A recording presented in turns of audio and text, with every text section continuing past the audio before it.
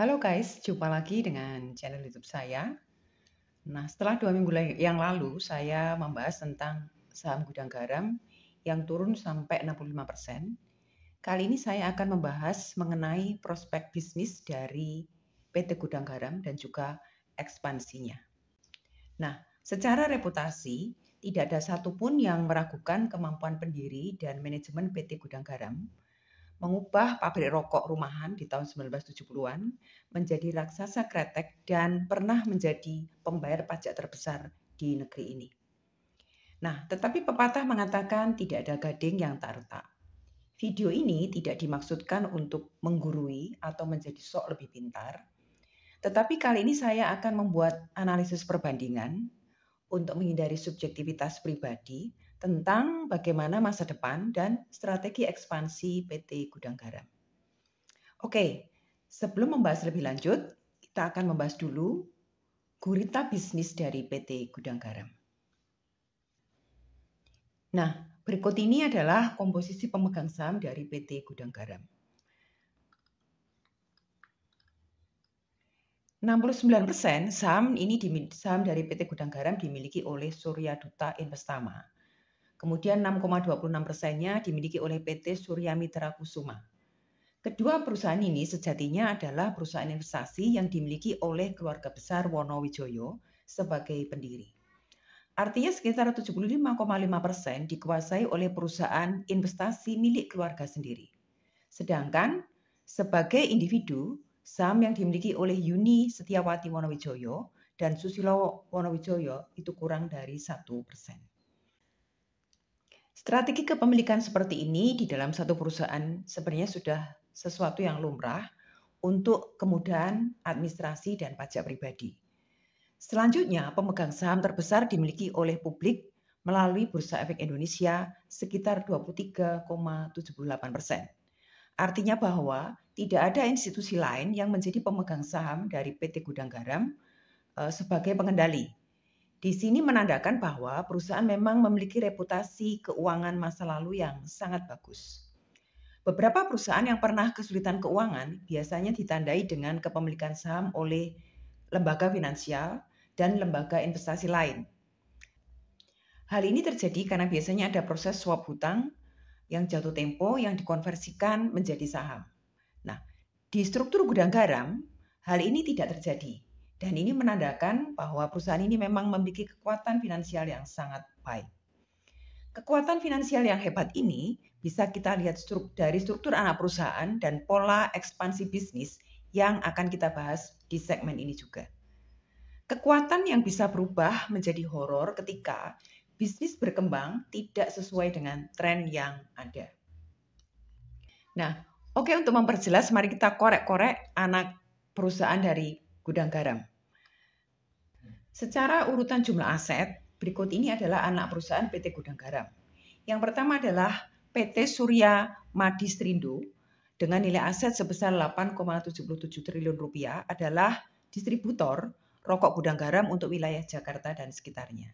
Kemudian yang kedua adalah PT Suryo Doho Investama dengan nilai aset sebesar 4,04 triliun rupiah adalah investor untuk pembangunan Bandara Kediri. Yang ketiga adalah PT Surya Pemenang dengan nilai aset 1,91 triliun rupiah adalah pabrik kertas kemasan yang menjadi supplier kebutuhan kemasan rokok dan beberapa diekspor. Kemudian yang keempat adalah PT Surya Kerta Agung dengan nilai aset 1 triliun rupiah. Perusahaan ini direncanakan akan berinvestasi pada jalan tol Kediri Tulungagung. Kemudian yang kelima adalah Prime Galaxy Limited dengan nilai investasi 744 miliar rupiah. Perusahaan jasa transportasi udara tidak berjadwal di Virgin Island. Yang keenam adalah PT Surya Inti Tembakau dengan nilai aset 503 miliar rupiah adalah perusahaan pengolahan tembakau. Dan yang ketujuh adalah Surya Air dengan nilai investasi 413 miliar rupiah merupakan perusahaan jasa transportasi udara tidak terjadwal di Kediri. Yang kedelapan adalah Galaxy Prima Limited dengan nilai investasi 287 miliar rupiah, perusahaan jasa transportasi udara tidak berjadwal di Virgin Island. Dan yang kesembilan dan selanjutnya adalah perusahaan-perusahaan kecil dengan nilai aset di bawah 100 miliar rupiah. yang bisnis utamanya adalah distributor rokok gudang garam di berbagai pulau dan kota di provinsi di Indonesia. Nah, dari struktur anak perusahaan bisa dibilang bahwa anak perusahaan masih didominasi oleh konglomerasi industri rokok, mulai dari distribusi, pengolahan tembakau hingga kertas kemasan. Sedangkan instansi lainnya itu banyak di bidang bandar udara, penerbangan, dan jalan tol dengan nilai yang bisa dibilang kecil, yaitu 6,490 miliar rupiah. Berdasarkan data annual report Gudang Garam tahun 2021, total aset Gudang Garam mencapai 89,964 miliar rupiah. Tetapi yang diinvestasikan di luar rokok itu hanya 6,490 miliar rupiah atau sekitar 7,21%. Jadi sangat kecil. Nah, dari data di atas terlihat bahwa hanya 7,21% itu asetnya diinvestasikan pada industri non-rokok dan tembakau dan penunjangnya. Bahkan dari 7,21% tersebut hanya industri penerbangan yang sudah berjalan. Itu pun nilainya boleh dibilang sangat kecil dibandingkan raksasa penerbangan swasta seperti Lion Air, AirAsia. Nah, sedangkan bisnis bandara masih dalam tahap konstruksi. Bahkan jalan tol pun belum secara resmi mendapatkan konsensi pembangunannya. Nah, mari kita lihat apa sih yang kemudian terjadi pada PT Gudang Garam. Yang pertama adalah Gudang Garam bisa dibilang terlambat diversifikasi. Jika dibandingkan dengan grup rokok lain seperti Jarum dan Sampurna, Sampurna sudah ekspansi bisnis di kelapa sawit, perbankan jauh-jauh hari sebelum Gudang Garam bertindak apapun. Grup Jarum bahkan bisnis di luar rokoknya jauh lebih besar. Tercatat grup Jarum menjadi pemegang saham utama atau pengendali dari Bank BCA. Kemudian di bidang e-commerce dia ada di biblik.com. Kemudian masuk juga ke wholesale melalui RANC, perusahaan co-public, dan masuk di sektor telekomunikasi melalui TOWR. Nah, Jarum juga masuk di sektor teknologi dan data center dan masih banyak lagi. Yang kedua adalah sektor usaha ekspansi itu bukan pada sektor yang menjanjikan. Nah, kalau kita lihat sektor-sektor yang dimasuki Gudang Garam itu memang tidak terlalu menjanjikan. Misalnya bisnis bandar udara. Jelas secara pasar itu sangat kecil. Karena kota Kediri bukanlah pusat bisnis, juga bukan pusat dari destinasi wisata favorit di Jawa Timur. Jadi secara geografis, kota ini diapit oleh Surabaya, Solo, dan Yogyakarta dengan jarak kurang dari 300 km. Pertanyaannya, maskapai mana yang mau singgah ke Bandara Kediri jika trafiknya tidak potensial? Jadi, bisnis bandara ini menurut saya kurang menjanjikan. Yang kedua adalah bisnis penerbangan. Bisnis penerbangan adalah bisnis hub yang menghubungkan banyak kota. Jika Kediri bukan pusat bisnis di Indonesia, bagaimana mungkin menjadikan Kediri sebagai home base dari penerbangan? Dan ini kesannya adalah keputusannya sepertinya terlalu tidak dipikirkan dengan baik dan dengan matang. Yang ketiga, Gudang Garam juga merambah bisnis jalan tol. Nah, tetapi bisnis ini memang menjanjikan.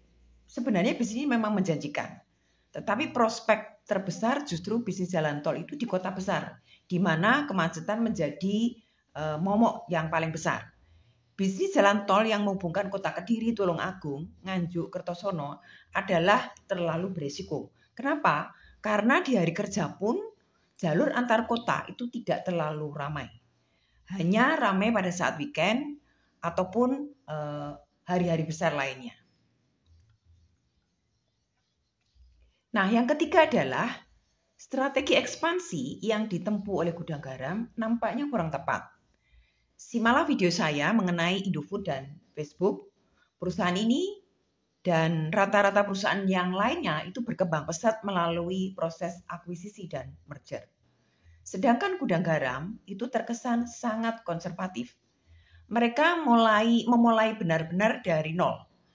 Membangun sendiri dengan modal sendiri. Nah, hal ini secara finansial memang sangat tidak efisien dan akan sangat lambat. Dan dari sisi administrasi pun proses bisnisnya juga akan menjadi seperti trial error. Sedangkan kita tahu bahwa Jarum masuk BCA yang sudah jadi melalui cara akuisisi. Coba bayangkan misalnya bagaimana jika Jarum harus memulai dari nol. Bagaimana dia harus mendidik karyawan sendiri, bagaimana dia tidak punya pengalaman di industri perbankan, dan itu akan sangat tidak efisien. Nah, bukankah lebih mudah untuk mengevaluasi sistem yang sudah berjalan? Sehingga Jarum itu akan bergerak lebih cepat dibandingkan kalau Jarum memulai sendiri dari nol. Nah, sekali lagi, saya tidak bermaksud untuk menggurui manajemen gudang garam untuk mempersiapkan masa depan. Tetapi perbandingan yang objektif dan terukur itu tidak bisa diabaikan. Sejarah sudah membuktikan bahwa bisnis yang melawan tren global akan menghadapi goncangan yang keras. Kodak, Xerox itu telah mengalaminya, dan yang paling aktual adalah Revlon Amerika yang bangkrut dan kalah berbisnis dengan tren bisnis UMKM yang sangat semarak bisnis di bidang kecantikan.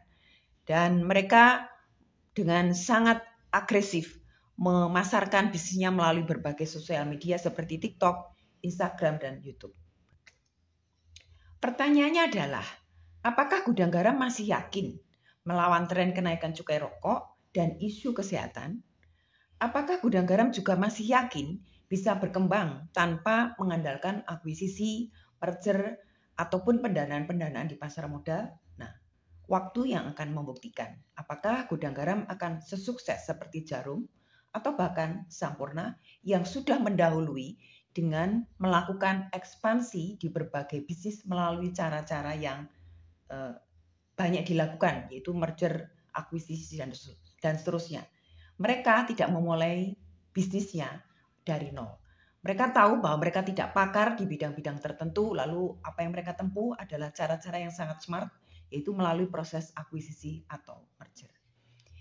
Demikian analisis saya mengenai masa depan dan prospek bisnis dari gudang garam dan bagaimana strategi bisnis dari gudang garam ini apakah akan berhasil di masa depan jika kita menengok bagaimana kompetitornya telah mendahulunya dengan cara-cara yang lebih strategis. Sekali lagi tanpa bermaksud menggurui, ini adalah sebuah perbandingan yang objektif yang bisa jadi kalau memang dirasa itu penting, gudang garam bisa mengambil manfaat dari analisis yang telah saya lakukan ini. Oke, demikian apa yang sudah bisa saya bagikan kepada Anda semuanya dan tentu juga gudang garam. Dan jangan lupa juga analisis ini juga masih berkaitan dengan bagaimana kita dengan analisis sebelumnya, apakah masa depan saham gudang garam juga menjanjikan atau tidak. Analisis saat ini melengkapi yang sudah saya berikan di waktu sebelum-sebelumnya. Oke, terima kasih. Sampai jumpa di video-video berikutnya.